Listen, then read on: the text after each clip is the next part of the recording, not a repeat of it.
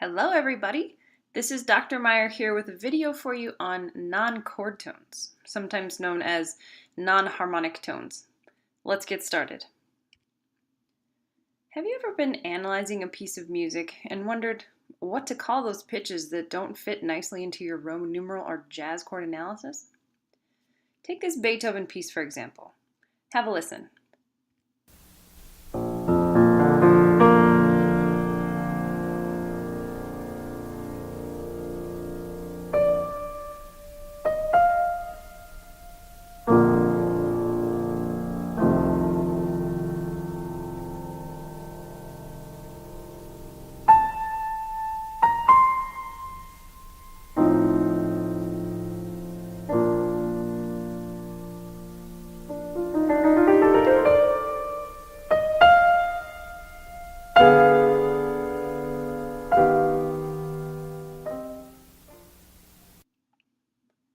What can we call tones like these? It just so happens that not all tones belong in a chord. Composers use non-chord tones to enhance their melodies, perhaps to make them more interesting. As it appears here, most non-chord tones are associated with melodies, but not all of them, as we will see. These tones are considered dissonances, as they are not part of the underlying harmony. Let's define one more facet of non-chord tones before we list them. Whether the non-chord tone falls on a strong or weak part of the beat is an important factor of identifying them. If a dissonance occurs on the beat, it is called an accented dissonance. Off the beat, it's called unaccented. We know that each beat has a pulse in any meter, but sometimes it's also important to consider whether the dissonance is occurring on a weak or strong beat within the hypermeter as well. Okay, let's identify some non-chord tones. Two unaccented non-chord tones are the passing and neighbor motions, respectively. The passing tone occurs between two stable tones, filling in the gap in a single direction. You may see more than one passing tone in a row to fill a larger gap, but it is most common to see a gap of a third filled, as in the example on the left. We will label the passing tone with a PT or just a P. Here's what it sounds like.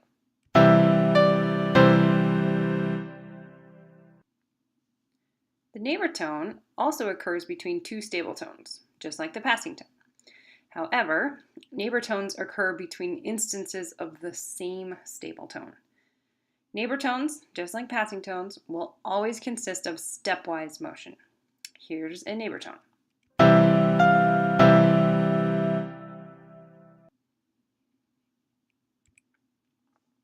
In the previous examples, we saw unaccented passing and neighboring motions, which occur during weak portions of our beat in cut time. You will also see passing and neighboring motions occur during metrically strong moments, thus the accent. For clarification, I have added the accent mark above each label, but it is not always necessary. Here are the accented passing and accented neighbor tones.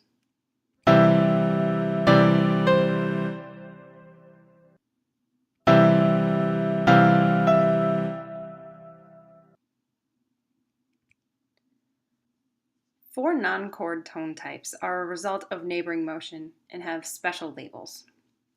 The first example on the top left resembles a neighbor tone, as it embellishes the same stable tone, but both upper and lower neighbor are visited before returning home. We call these double neighbor tones. You may also see them called changing tones.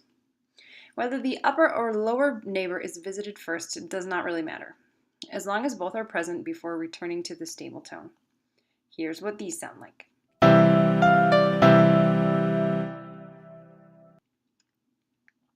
The top right example leaps from a chord tone G to D, the neighbor below a stable tone of resolution, that being E.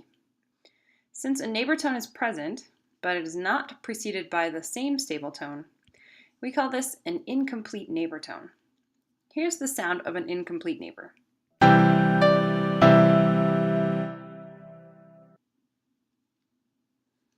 Two more neighbor motions remain.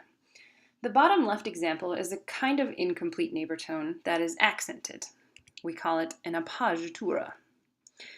The hallmark of an appoggiatura is a leap, which is usually up, to a dissonance from a consonance, like the G leaping to a dissonance D here, and the resolution, which is usually down by step, but always in the opposite direction after the leap.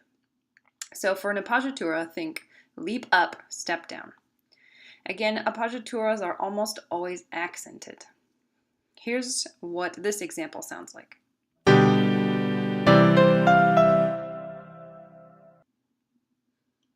For more on a very special type of appoggiatura, please watch my video on the cadential 6/4. The last example on the bottom right features a step from a consonant followed by a leap back to a consonant. We call these escape tones. Escape tones are generally unaccented, so they're kind of the opposite of an appoggiatura. However, their leaps will always be in the opposite direction from the step, just like appoggiaturas. So for escape tones, think step up, leap down. Here's what this example sounds like.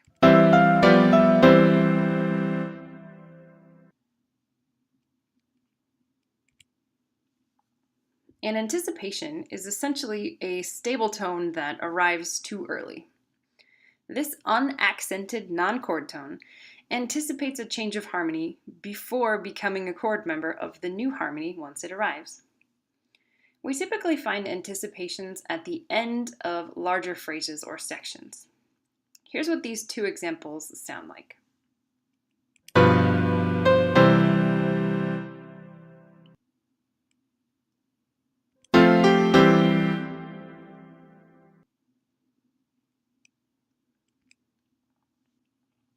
Another non-chord tone is the pedal point.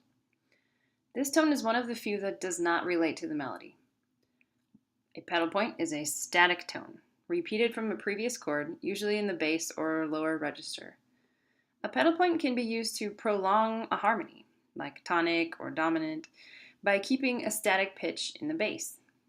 Here's what this example sounds like.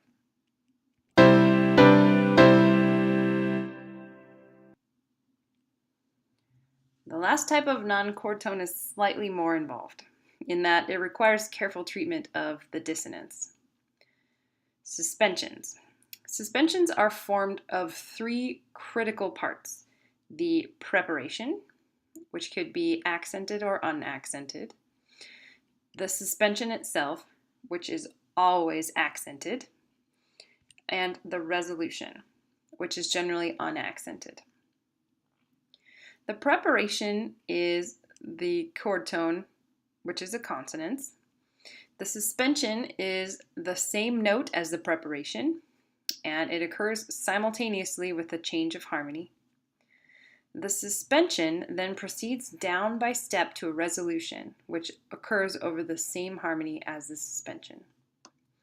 A suspension is a lingering chord tone belonging to a previous chord that forces a late arrival of the new chord's chord tone, the resolution. Let's look at some types of suspensions. The most common suspensions and their resolutions concern the upper voices, which form the following intervallic patterns against the bass: 4/3, 9/8, and 7/6. That is, upon the arrival of the accented non-chord tone, an interval of a fourth, ninth, or seventh, respectively, will be formed with the bass note, each resolved down by step to their corresponding chord member. With the exception of 9/8, the pitch class of the resolution tone should never sound in another simultaneous voice with the suspended tone. That just creates too much cognitive dissonance. Here is what a 4/3 suspension sounds like.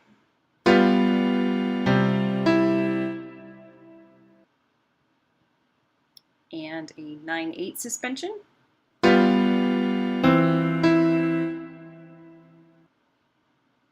And a 7/6 suspension.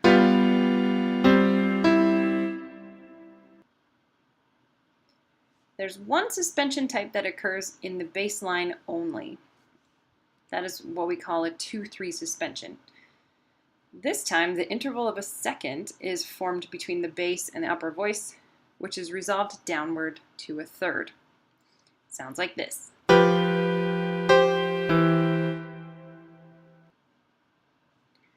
Sometimes, instead of the label SUS, it is more typical to notate these intervals as a pattern in the figured bass figures.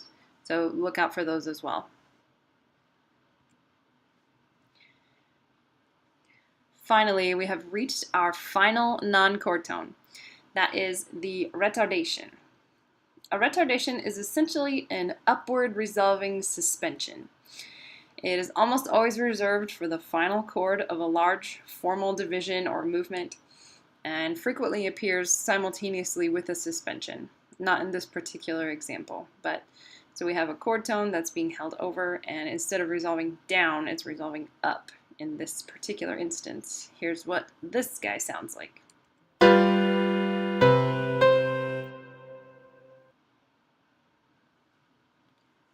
Again, sometimes instead of RET, we will be notating the intervallic pattern in the figured bass figures, so look out for that.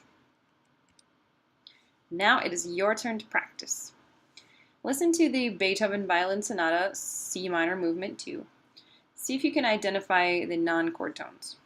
The Roman numeral analysis has been provided for you, as well as a list of the non-chord tones that we just discussed. Pause the video and take your time. Here's what the music sounds like.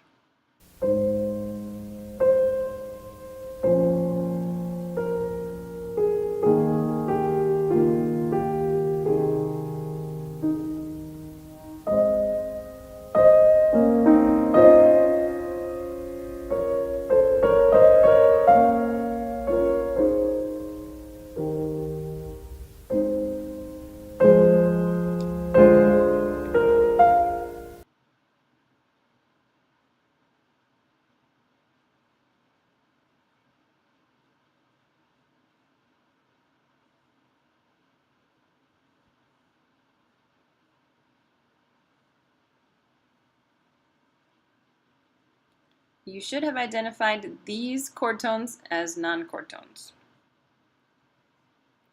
And here's how you should have labeled each function. As you can see, there are several suspensions here. Each is prepared by the chord before, suspended over the accented metric beat, and resolving down by step.